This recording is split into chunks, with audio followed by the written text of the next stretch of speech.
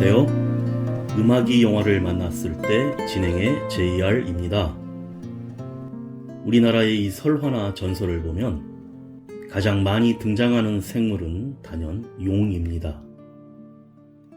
요즘도 우리 지명이나 산에는 용이 올라갔다는 계곡, 용이 나왔다는 구멍, 용이 사는 연못 같은 것들이 흔한 전설로서 내려오고 있고, 중국에서도 용이 임금의 상징이고, 용이 승천을 하고 용이 비를 내리게 하며, 아주 옛날엔 용을 길들이던 사람이 있었다든가 하는 이야기들이 다양합니다.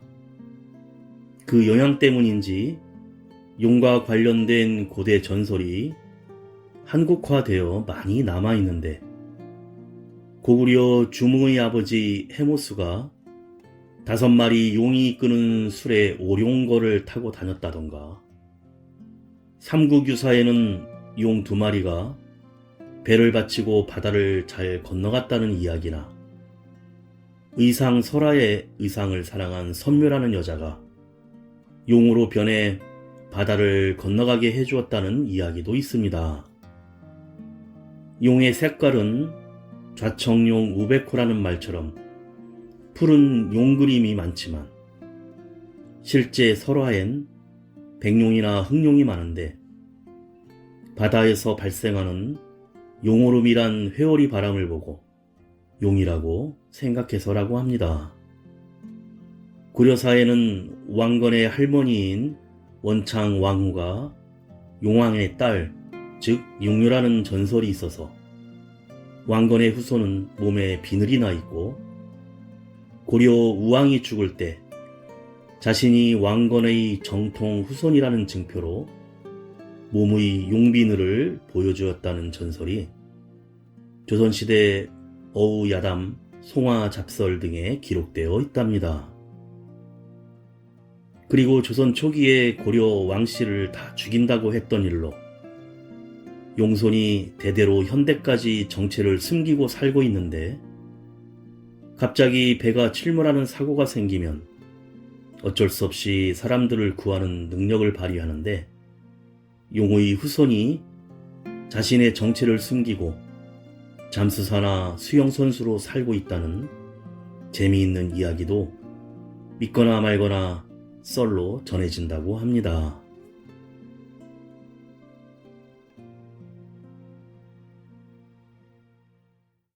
음악이 영화를 만났을 때 오늘 소개해드릴 영화는 지난 9월에 개봉한 미국 마블 영화 샹치와 텐링즈의 전설입니다.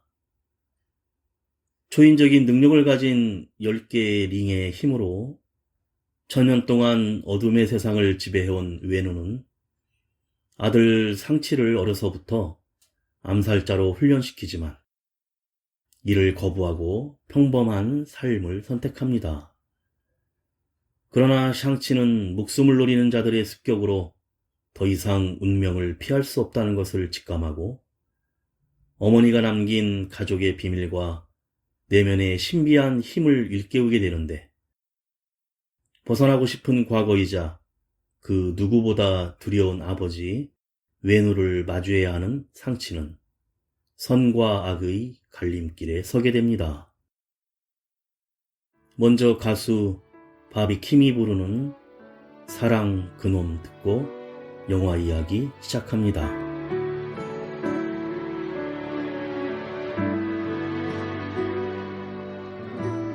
늘 혼자 사랑하고 혼자 이별하고, 늘 혼자 추억하고 혼자 무너지고,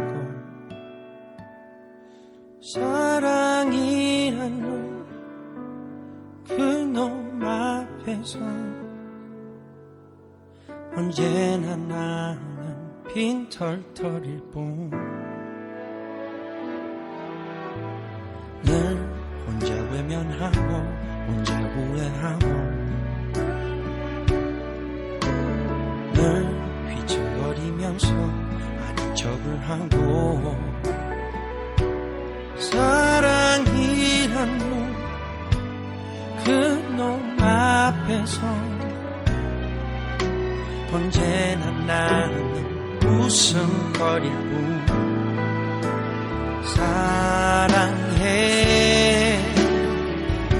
널 사랑해. 불러도 대답 없는 멜로디. 가슴이 멍들고 맘에 눈은 멀어도 다시 또 발길은 그 자리로. 사랑해, 또 사랑해. 제멋대로 왔다가 자기 맘대로 떠나간다. 왔을 때처럼 아무 말도 없이 떠나간다.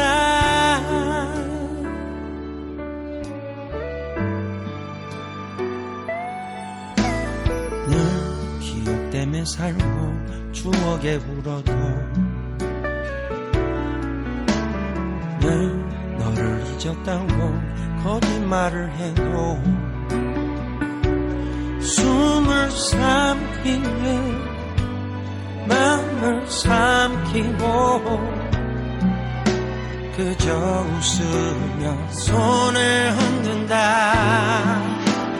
사랑해, 널 사랑해. 목이 메어 불러도 너는 듣지 못할 그 한마디. 고개를 끄면 사랑 앞에 난 또 서 있다. 사랑해, 널 사랑해. 제멋대로 왔다가 자기 마음대로 떠나간도 왔을 때처럼 아무 말도 없이 떠나가도 모른 척 해도 날 잊는 태도. 사랑은 다시 또 온다. 그래, 아직 내 가슴은 믿는다. 사랑은 다시 또 온다.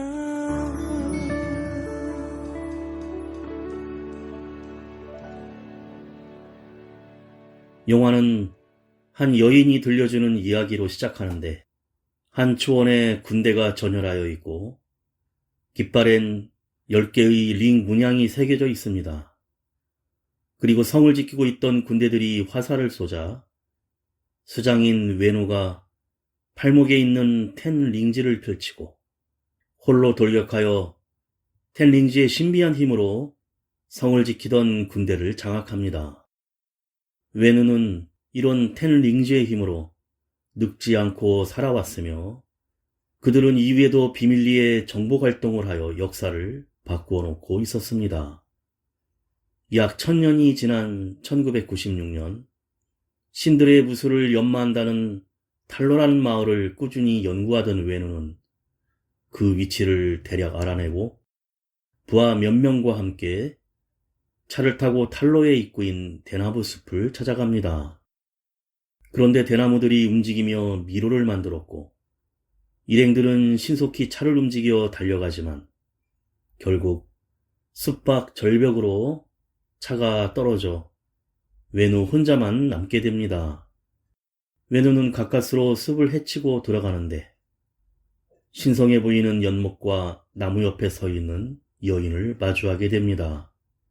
그는 신성한 마을에 가보고 싶다고 말하지만 여인은 환영받지 못할 거라고 하며 서로 대결을 펼치는데 왠지 그 여인의 무공은 강한 텐 링지의 힘을 무력화시키며 외누를 제압하고 맙니다.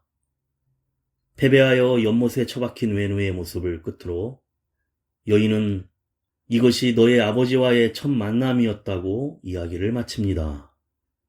바로 주인공 샹치의 어머니 잉리였는데 어린 샹치는 아버지를 이긴 그 힘은 어떻게 되었냐고 묻자 종이조끼로 만든 붉은색 용을 보여주면서 마을을 나올 때 위대한 수호자에게 돌려주고 왔다고 합니다.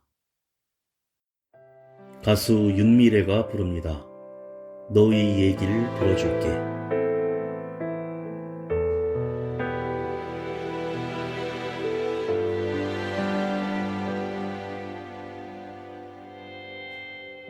울고 있는 슬픔 내게 힘들었던 내게 가슴으로 불러주는 널 위한 노래 혼자란 생각이 들 때 갑자기 눈물이 날 때 아무도 너의 곁에 없다고 느낄 때 기억해 혼자가 아닌 걸 세상이 늘 아프게 해도 이젠 외로워도 슬퍼도 울지는 마 말없이 널 안아줄게 너의 얘길 들어줄게 돌아와 내가 있을게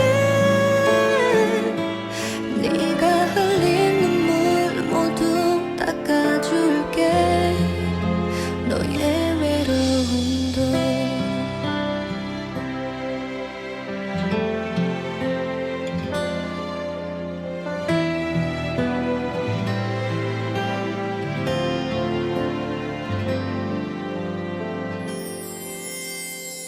잠이 오지 않는 밤에 쓸쓸한 빈방에 너의 얘길 들어줄 누군가 없을 때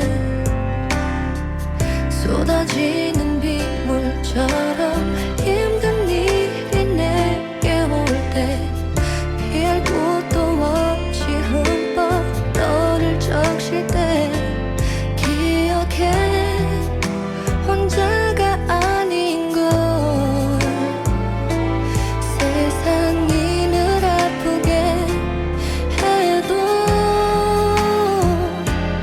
이젠 외로워도 슬퍼도 울지는 마 말없이 널 안아줄게 너의 얘길 들어줄게 돌아와 내가 있을게 네가 흘린 눈물 모두 닦아줄게 너의 외로움도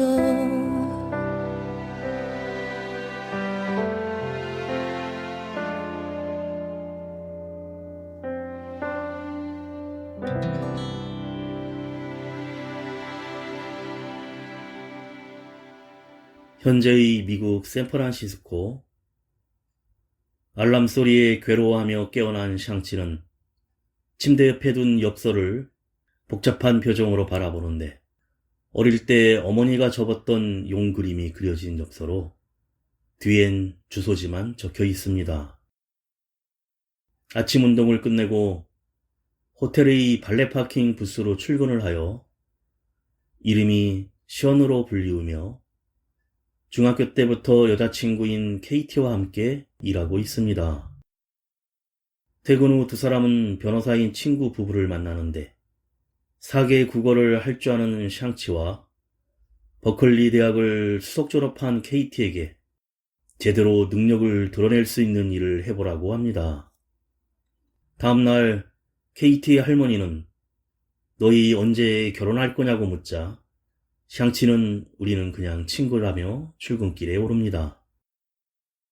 그런데 출근하는 버스 안에서 한 남자가 뜬금없이 다가와 샹치의 목에 걸고 있던 어릴 때 어머니 잉리가 준 펜던트를 내놓으라며 협박을 하자 급작스러운 상황에 샹치는 당황하며 싸우기 싫다고 피하기만 하다가 3명이 더 합세하여 덤비자 결국 전기 궤도 버스 안에서 샹치와 남자들의 결투가 벌어집니다. 덩치가 큰 레이저 칼을 팔에 장착한 자의 칼날이 버스 바닥을 뚫고 브레이크 선을 잘라버리는 바람에 버스는 제어가 되지 않고 설상가상 기사는 머리를 부딪혀 기절하고 맙니다. 샹치는 케이티에게 운전을 맡기고 레이저 칼날을 가진 자와 싸우며 버스의 앞뒤 칸의 연결 부위가 떨어져 나가는 순간 괴한들을 버스 뒷칸과 함께 분리하는 데 성공하지만 버스는 브레이크가 작동하지 않아 쓰레기 수거 차량과 함께 밀려 승용차 몇 대와 부딪히고서야 멈춥니다. 그런데 샹치의 목걸이의 펜던트는 이미 순식간에 괴한들에게 빼앗기고만 후였습니다. 자신을 습격한 자들이 아버지 외노의 텐 링즈 조직원이라는 것을 알고 있던 샹치는 다음 타깃이 또 하나의 펜던트를 가지고 있는 여동생 샤릉이라는 사실에 얼마 전 우편엽서로 온 여동생의 주소가 적힌 마카오로 가기로 결심합니다. 그런데 케이티가 남모르는 괴한들과 그들을 물리친 샹치의 무공을 추궁하자 샹치는 집안일에 케이티를 끌어들이고 싶지 않아 나중에 돌아오면 설명하겠다고 하지만 케이티는 그럼 비행기에서 얘기하라며 기어이 자기도 따라가겠다며 나서고 결국 두 사람은 함께 마카오행 비행기를 탔는데 가는 동안 샹치는 어머니의 죽음, 아버지로부터 암살자가 되기 위해 받았던 훈련들, 14살의 첫 임무를 포기하고 미국으로 도망쳐 션이란 가명으로 살아온 일 등 감춰왔던 비밀들을 전부 말하고 그러는 사이 비행기는 마카오에 도착합니다. 가수 지석진이 부릅니다. 우울한 오후엔 미소를.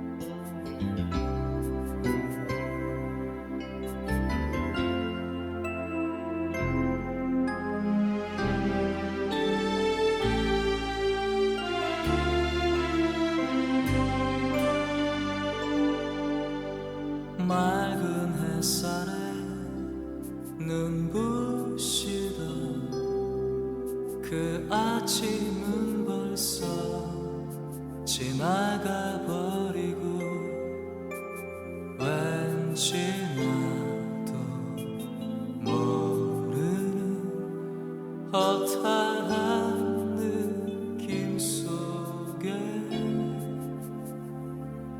바쁜 거리를 멍이 보다가 문득 떠오르는 그대의 모습 그대의 미소 제빛 우울한 오후에는 뒤노는 아이처럼 아무 생각 떨치고서 우울한 오후에 미소를 외로움의 길을 내 모습을 찾아 우울한 오후에 미소를 가는 숨길로 그대를 생각하면서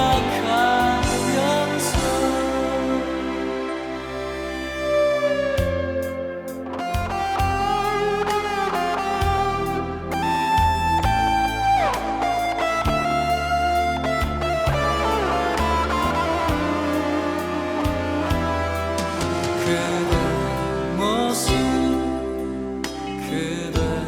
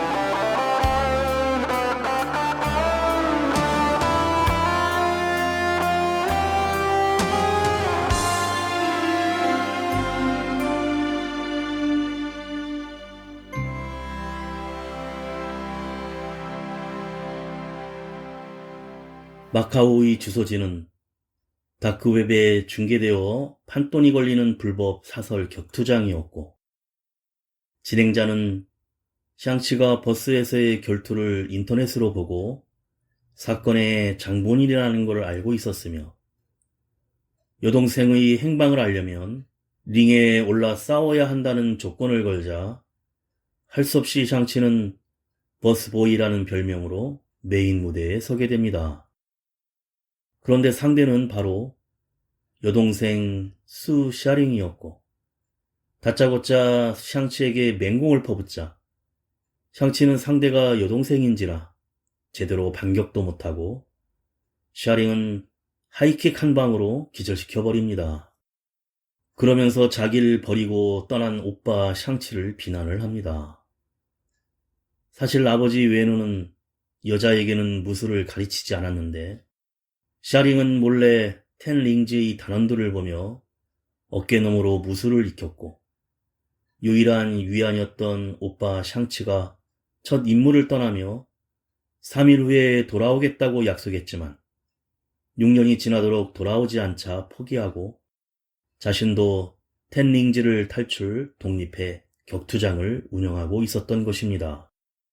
샤링이 샹치에게 왜 나를 찾아왔냐고 묻자 엽서를 보내지 않았냐고 하지만 엽서는 샤링이 보낸 것이 아니었고 아버지 웨누가 이들을 함께 데려가기 위한 함정이었음을 깨닫습니다. 그때 갑자기 웨누의 부하들이 격투장을 습격하기 시작하고 문들이 닫히자 창문을 깨고 공사용 비계를 따라 엘리베이터로 가려고 하는데 수십 명의 텐링즈 조직원들이 쫓아오며 결투를 하는데 KT가 비계에서 그만 떨어지고 맙니다. 그런데 그때 샤링이 나타나 극적으로 구조하고 목수문구의 건물로 들어가는데 아버지 웨누가 무리들과 나타나 샹치를 막고 부하들이 너를 죽이지 못하리라 장담했다며 샹치를 자랑스러워하며 샹치 일행을 텐링즈의 본부인 자신들이 살던 산속 요새에 있는 집으로 데려갑니다. 텐링즈의 요새로 헬기를 타고 도착한 샹치, KT, 샤링은 이들을 맞이하기 위해 도열에 있는 수많은 요원들을 보게 되는데 웨누는 의외로 3명에게 친절하게 대하며 식사 중에 샹치와 샤링을 납치해온 이유를 설명하는 과정에서 죽은 아내 잉리의 목소리가 들린다면서 이는 아내의 고향 탈로의 장로들이 아내를 문 너머에 가둬놨기 때문이며 그녀를 구하기 위해 탈로로 가야 한다고 합니다.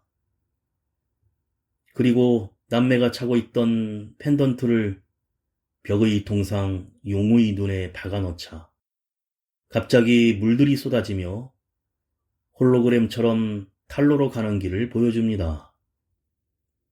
샹치와 샤링은 놀라지만 웨누가 만일 아내를 돌려주지 않는다면 마을을 통째로 불태워버리겠다는 말에 이성을 잃고 있다고 판단해 반항을 하자 결국 텐링즈 성체의 지하 감옥에 갇히게 됩니다. 가수 이소은이 부릅니다. 닮았잖아.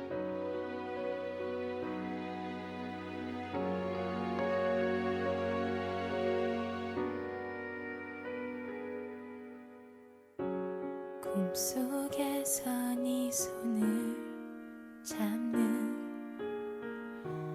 나의 헛된 상상이 아직도 그려져 잠을 설치고 땀에 젖은 채 다시 잠들어 아침에 나무 일어는 듯 담담하게 일어나 운동하고 거울 속 얼굴에 묻은 내 눈물의 흔적을 없애려 세수를 해 하지만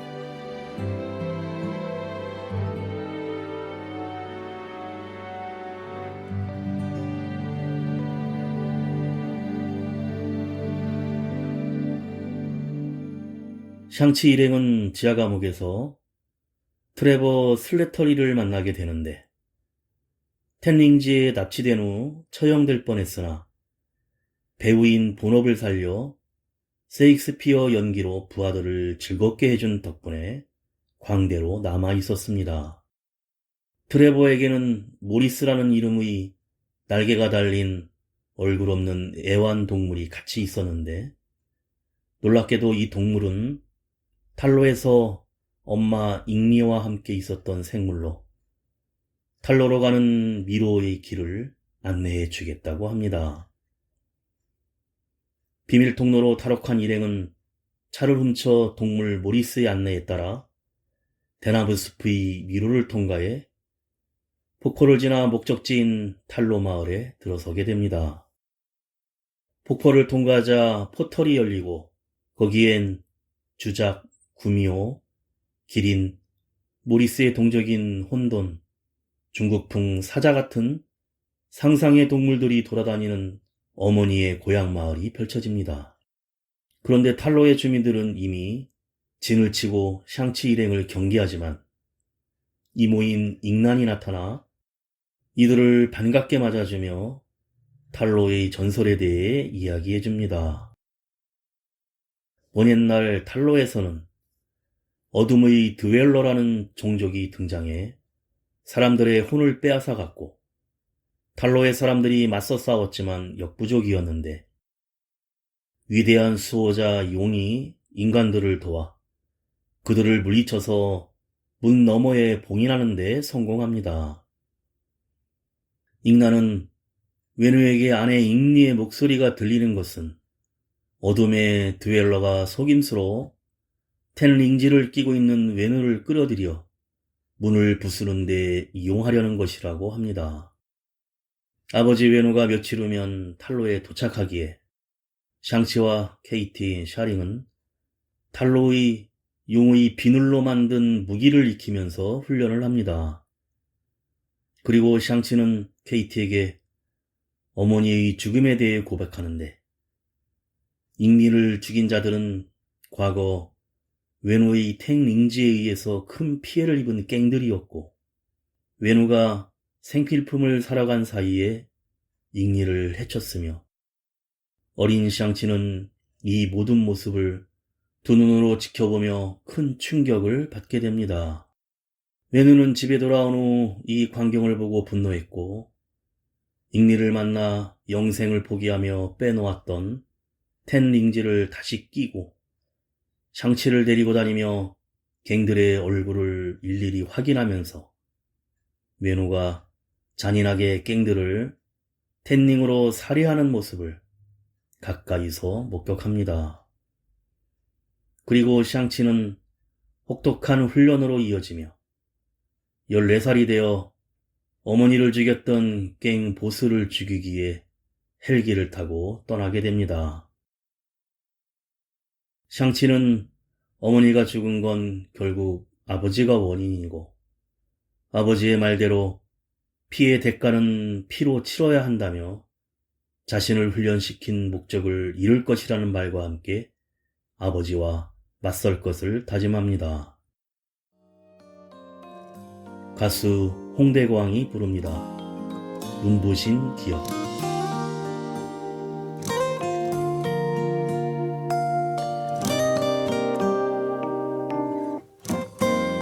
아직도 너의 기억이 떠올라 추억에 새긴 너의 이름이 가끔은 미소로 때로는 아프게도 느껴져 또 한 번 너를 다시 보게 되면 마음 한켠에 너는 너를 유난히 포근한 그런 날 꺼내고 싶어 하루 끝에 짙어지는 네가 많이 생각나 밤이 새도록 너를 담은 마음에 내 이름 알고 싶어. 설렘으로 가득했던 우리만의 시간, 너처럼 눈이 부신 기억에 세상은 잠시 멈춰버린 듯이 너와 내 추억들로만 채워져. 떨림으로 서로를 바라보다 잠을 잊고 마냥 행복해 웃던 너와 나, 가끔은 깊이 이런 생각을 해봐. 너와 함께 하고 싶어 영원히.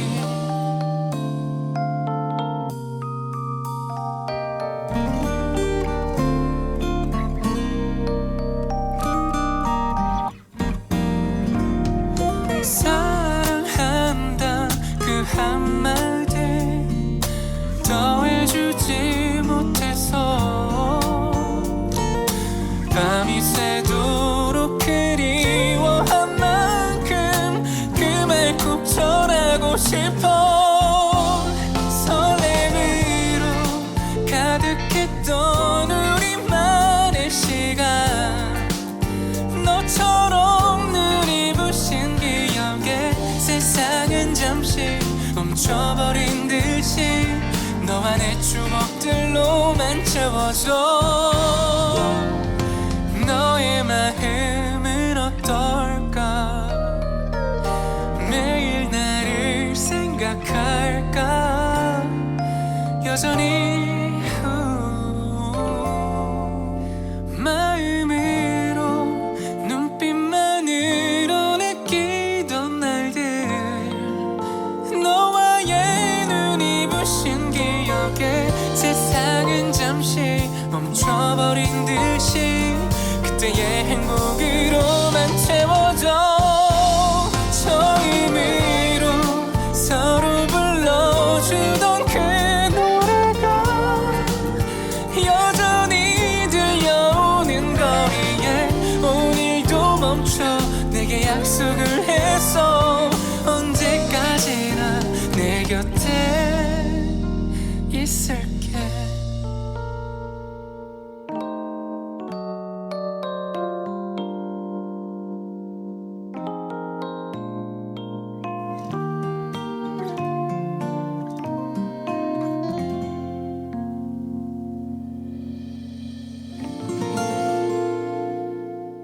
사흘이 지나자 외누와 텐링즈의 요원들이 탈로 마을에 도착하는데, 외누는 부하들에게 탈로 마을을 모두 파괴하라는 소탕을 맡기고 혼자서 강 건너에 문을 향해 전진합니다.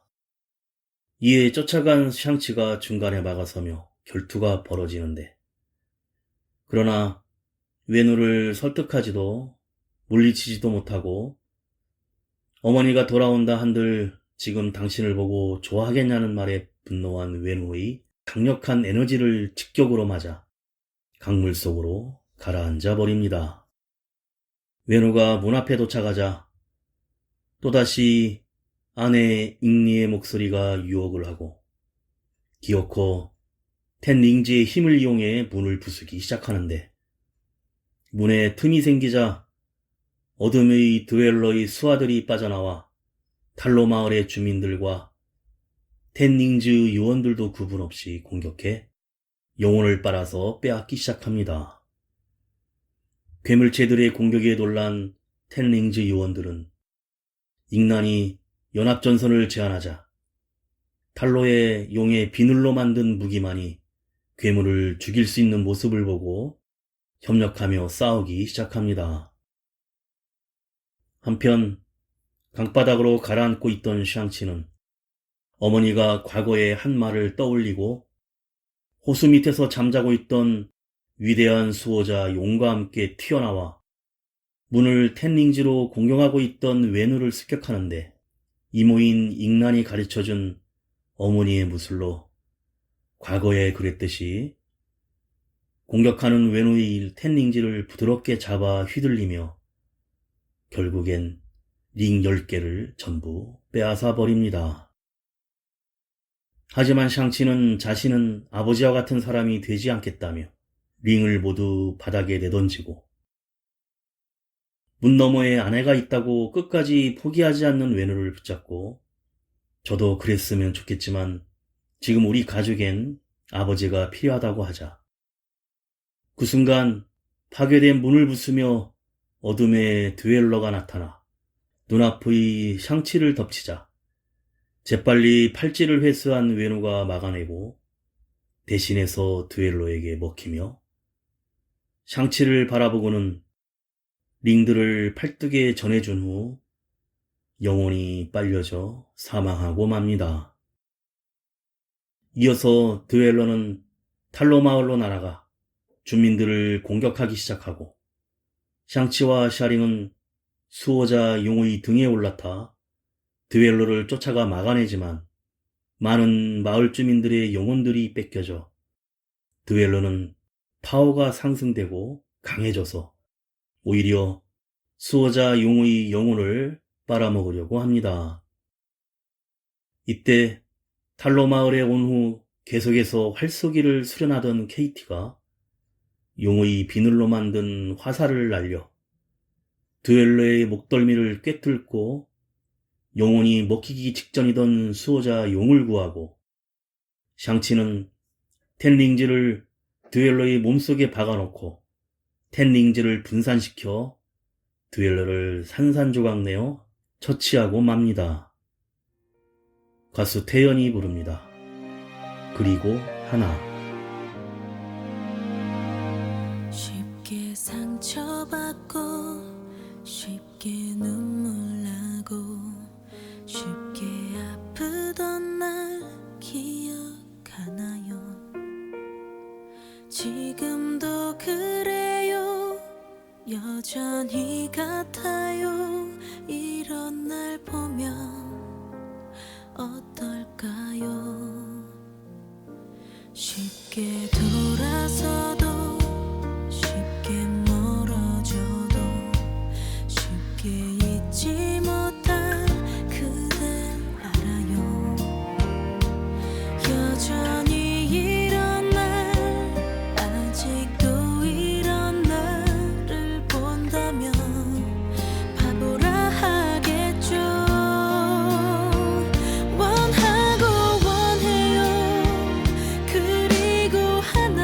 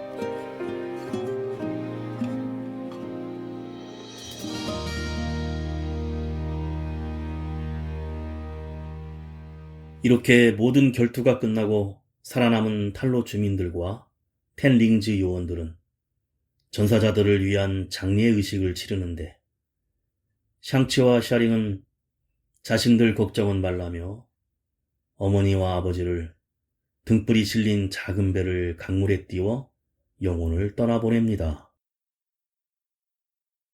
얼마 후 장소가 바뀌어 샌프란시스코의 한 비어팝에서 샹치와 케이티는 자신들이 벌인 모험을 친구 부부에게 설명하지만 당연히 이들은 믿지 않고 그때 갑자기 뒤쪽에 다른 차원으로 통하는 문이 불꽃을 튀기며 열리고 차원 이동자 웡이 튀어나와 샹치를 찾자 놀란 친구와 술집 사람들을 뒤로 한 채 샹치와 케이티가 어색하게 웡을 따라 자신을 만나고 싶다는 마블 히어로를 만나러 차원문으로 들어가면서 영화가 끝이 납니다.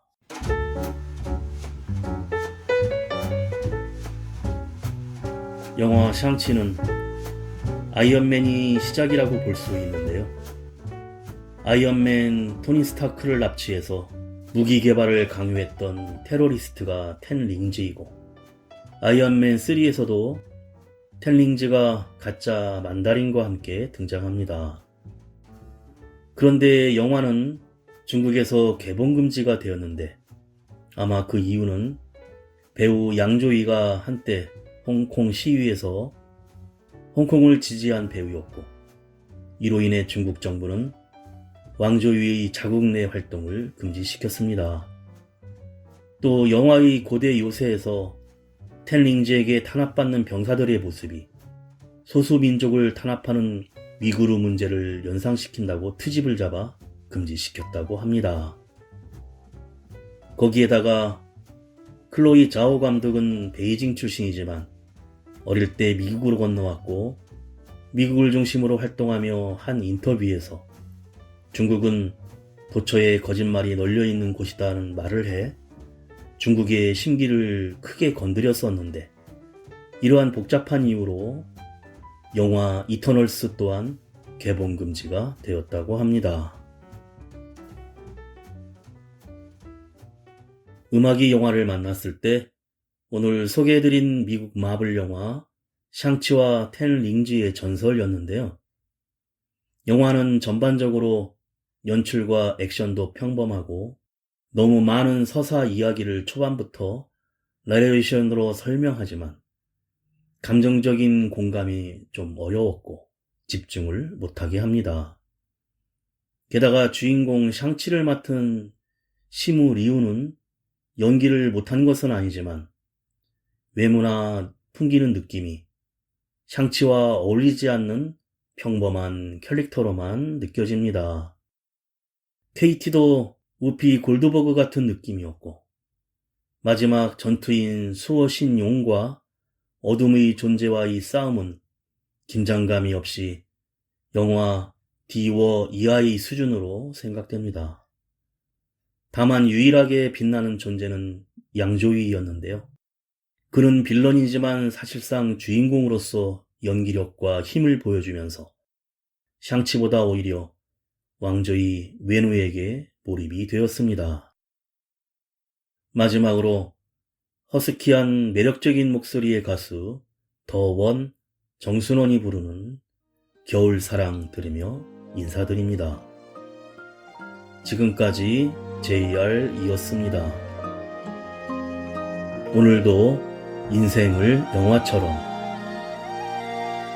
나는 그댈 알고 있습니다. 말하지 않아도 느낍니다. 그런 나와 닮은 것이 많은 아픈 사람이죠.